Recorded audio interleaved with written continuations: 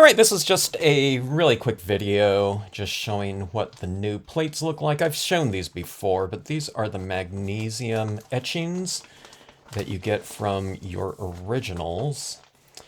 And like I said, they're magnesium. And what I mean by etchings is that it's an acid bath that's put onto a plate that's a certain thickness, and the acid etches away at anything that isn't printed, okay? And I'll talk to you about how you order these types of plates for rubber stamp production.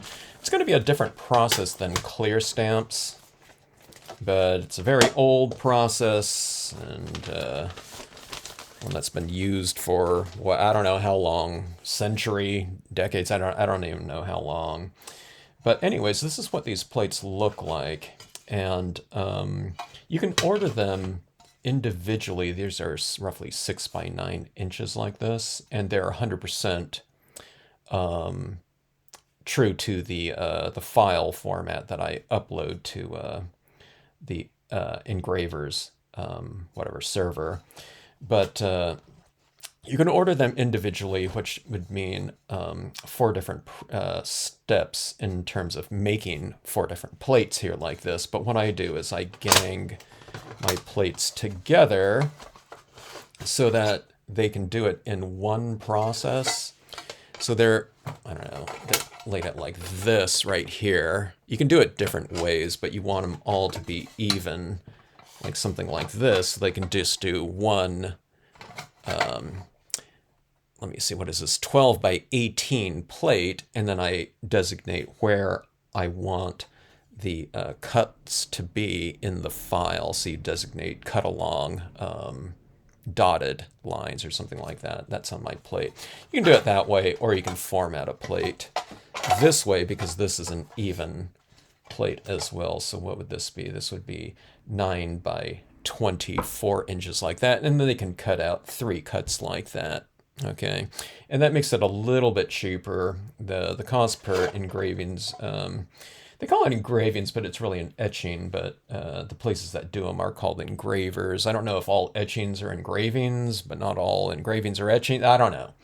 But anyways, that saves a little bit of money. But how you designate the types of plates you get is what material you want. So these ones are magnesium. And then you designate where on the file, anything that is black, okay, so that would be all of my different images, like this one would be this one right here, okay.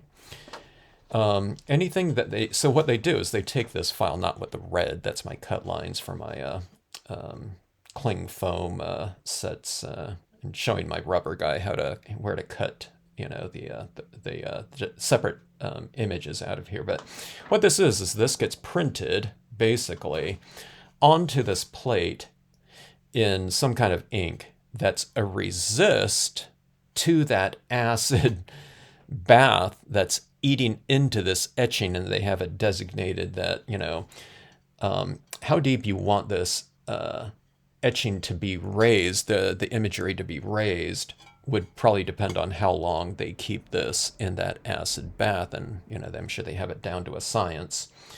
And you'd also designate, okay, do you want your file to be raised or recessed? So you could do this where everything printed or everything on here that's black is inset, okay?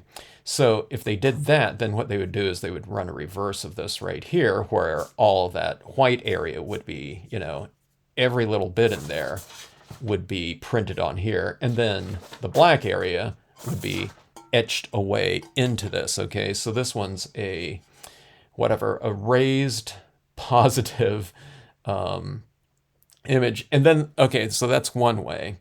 So that's the material, and that's what you want raised, okay?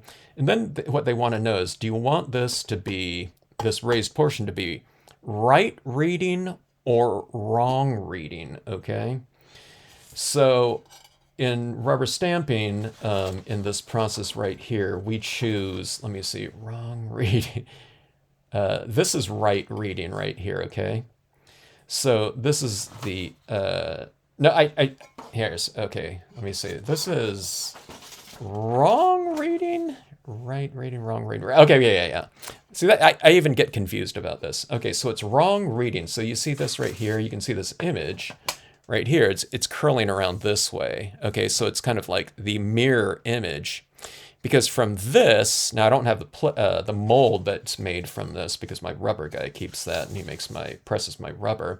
But this gets pressed into this, and it's like a hardboard panel. It's not, but that's what it looks like. It looks like one of those clipboards or something like that material, and it gets pressed into that. It's called Bakelite, or you can call it a matrix board. And then this gets pulled out of that board, and that's the mold, okay? So all of these areas that are raised are now recessed into that mold.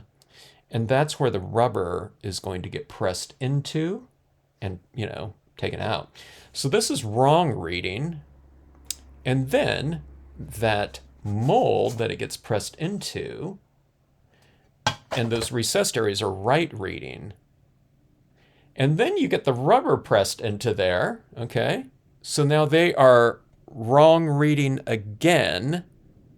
And then when we, as rubber stampers, take that rubber and print it out, that is right reading. So you go wrong, right again, okay? So I got confused about that one time when I started ordering my own plates. I usually had my rubber guys kind of just take care of that, but I started doing all that. That portion of it, the ordering and sourcing of these mag plates right here.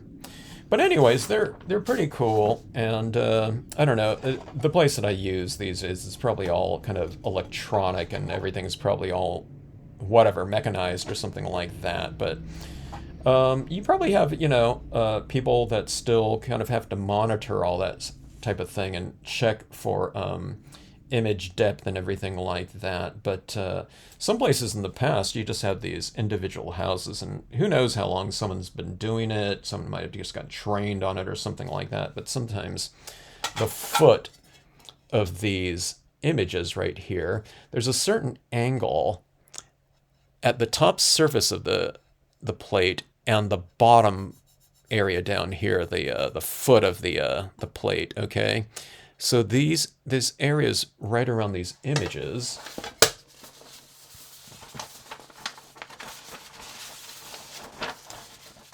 what you want them to be, the rubber is going to be raised a certain height. So what you want, and what we didn't always get years ago sometimes, is there's always a little bit of a slope here, okay? So it's not going just straight down vertical, but you want it as vertical as possible. Because if this image right here, let's say this image is like right here, okay, there's some kind of shape right here. And this area right down here on the side of it, where it's kind of raised like that, if this is kind of more at an angle, where if you took a side view, here's the top right here, and if this area right here is at too much of an angle right here, instead of it being more vertical like that, you have this kind of foot hanging out like that, or the slope that goes down to the, the foot of the rubber, like this is like a cross section right here. If you had this angle right here, the problem is in rubber stamping, if it's not real vertical, what it does is when you ink it up and then you press into that rubber, you're going to be getting some of that foot on the side of it. So you're not getting this crisp edge to your different imagery. And that's a problem in rubber stamping because we're working with a soft material. We have, some padding underneath what we're stamping on. So it would be easy to press into that and get that space on the outside, which you always want to avoid. So sometimes we have to send back plates, not to my current engraver, but this is like, I don't know, whatever, 30 years ago. So you really had to inspect the plates for that type of thing back then. But anyways, it's one of those things, I don't know, they use engravers for all kinds of different things out there, die making and things like that, and manufacturing. But it's all pretty cool to see when these things come back. I always kind of look at them and, I don't know, whatever, admire them for their, what they are. And I don't know, they use these, sometimes they might use the actual engraving for some sort of process. We make it just for one mold, and that mold is good for a very long time, the matrix boards. And until you get through, like, I don't know, several hundred pressings of it, do you have to really make it again? But what those ones might happen to them is they start cracking or something like that, or, there's a degradation of something in the board itself where that they might get a little bit of a mark, or they might develop a crack in it or something like that. But it's usually not for hundreds of pressings, so it can really last a long time, decades in fact. But it just depends on how many prints you're making from that. But anyways, yeah, sometimes they get these boards, and you can get these mounted too. I've never needed a mounted one, but I think it's like wood mounted, so they take these and put it in some sort of mount or something like that. And that probably gets used in some sort of press, for repetitive use, I'm guessing. I have no idea. But that's one of the other options when it comes to that. But well, you can see that kind of raised area like that. And that's another thing too. Sometimes areas on plates, if it's just someone doing an acid bath like this, and it's not a mechanized process, it's not real consistent.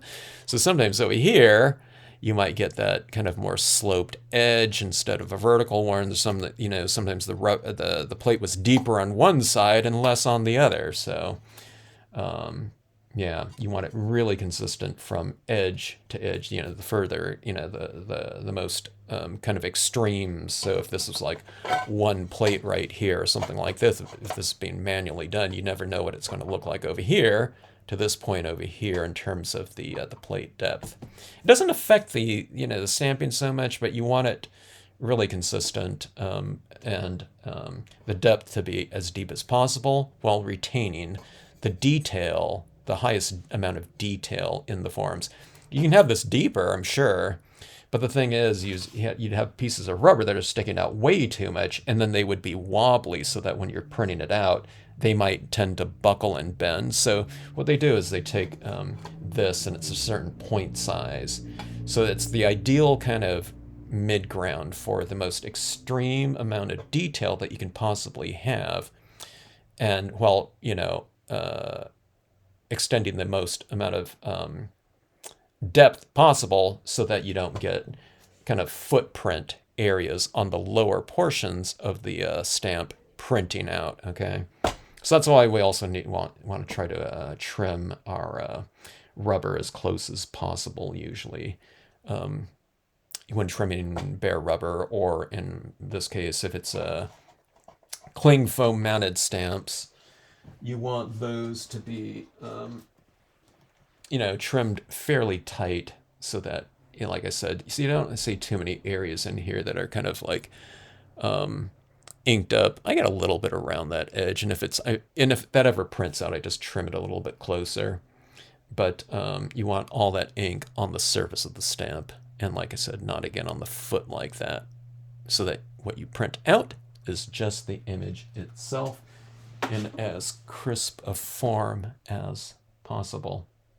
Anyways, mag plate formatting for rubber stamp usage being less, not as common these days with the popularity of clear stamps. But I don't know. This is the way we're doing it still. All right. Thanks for watching.